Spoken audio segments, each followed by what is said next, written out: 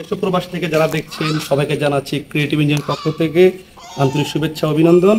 প্রিয় দর্শক, আমরা আজকে এসেছি আমাদের একটি চলমান বিল্ডিংয়ের কনস্ট্রাকশন কাজ দেখতে।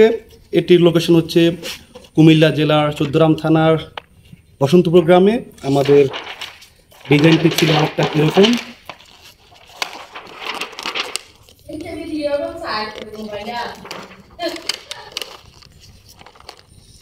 তিনতলা একটি বিল্ডিং।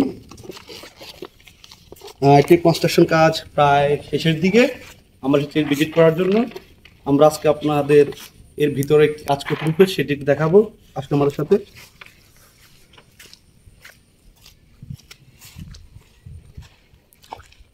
এর সামনে যে পোস্টটি দেখতে পাচ্ছেন, আমরা এই পোস্ট ডিজাইন করেছি। আমাদের এখানে গ্লাসের ওয়ার্ক আছে, আমরা এটা পর্যায়ক্রমে ধারাবাহিকভাবে দেখাবো। এখন আমরা বিল্ডিংটির মূল ভবনে যাব। এটা হচ্ছে আমার বাউন্ডারি পাশে বাউন্ডারি ওয়াল হচ্ছে। এখানে আমাদের একটি কিচেন রুম রয়েছে। কিচেন রুমের সাথে আমরা এখানে একটা এন্ট্রি দিয়েছি, দেখতে পাচ্ছেন।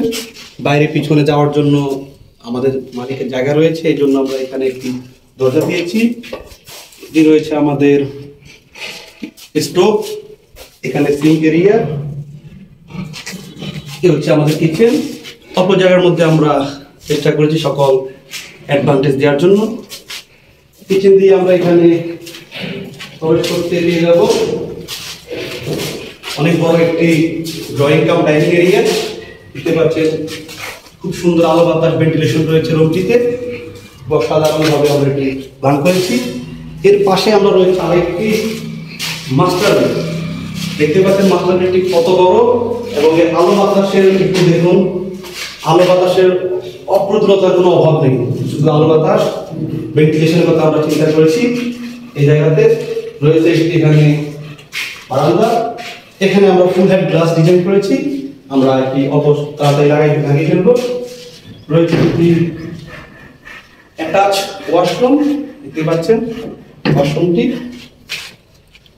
আমার এই রুমটির সাইজ রয়েছে 12 ফিট বাই 15 ফিট। পাশে আমাদের আরেকটি বেডরুম রয়েছে,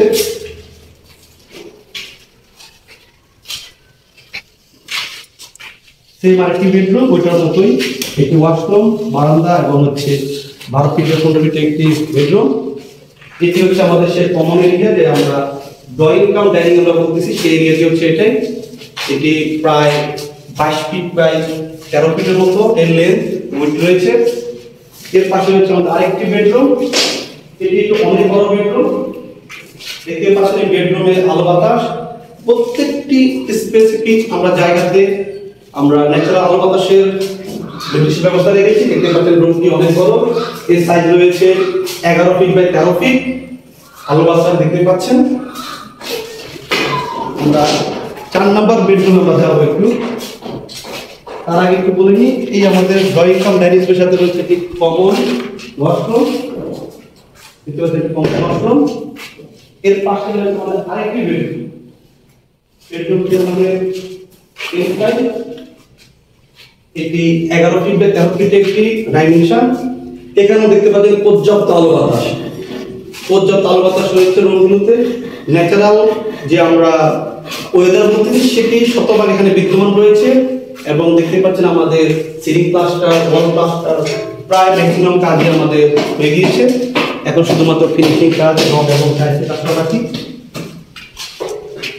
আমরা যদি দোতলা থেকে যাওয়ার চেষ্টা করি, দেখতে পাচ্ছেন এটি হওয়ার কথা আমাদের মেন এন্ট্রেন্স দরজা। আমাদের এখানে একটি সিঁড়িঘর রয়েছে, সিঁড়ি দিয়ে এসে প্রবেশ করবো। সিকিউরিটি ক্যামেরা পদ্ধতি অফ আছে। আমরা দোতলাতে যাওয়ার পদ্ধতি দেখতে পাই, আমার সিঁড়ি এদিকে দোতলা এবং সিঁড়ি দেওয়া যেতে পারবে। এটি হচ্ছে আমাদের এই ডুপ্লেক্স 560 গাড়ির সেই ডিজাইনটি, দেখতে পাচ্ছেন। এদিকে আমরা গ্লাস প্যানেল দেবো দিক দিয়ে, তখন দেখতে খুবই অসাধারণ লাগবে। এখানে একটি রিক্রিয়েশন জোন বা সেন্টার তৈরি করার আমাদের একটা ইচ্ছা রয়েছে, যাতে বিকেলবেলা বা ফ্রি টাইমে আমাদের সম্মানিত ক্লায়েন্ট এখানে বসে আড্ডা করতে পারে, আড্ডা দিতে পারে, গসিপ করতে পারে। দেখতে পাচ্ছেন এগুলো রেডিমেড ডিজাইন করা হয়েছে। এগুলো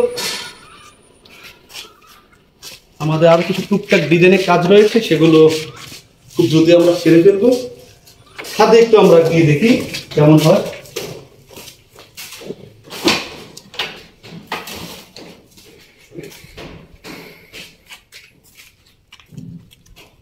এই বিল্ডিংটি আমাদের টোটাল 3 তলা ফাউন্ডেশন, আমরা এখন 1 তলা পর্যন্ত এটার কাজ এগিয়ে নিচ্ছি। দেখতে পাচ্ছেন এটি ভিউ, চারদিকে খুবই মনোরম পরিবেশ রয়েছে, আমাদের একটি গ্রামীণ পরিবেশ রয়েছে।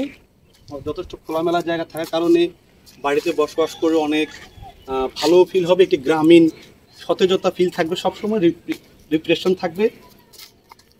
আমাদের বাউন্ডারি ওয়ালের কাজ চলছে।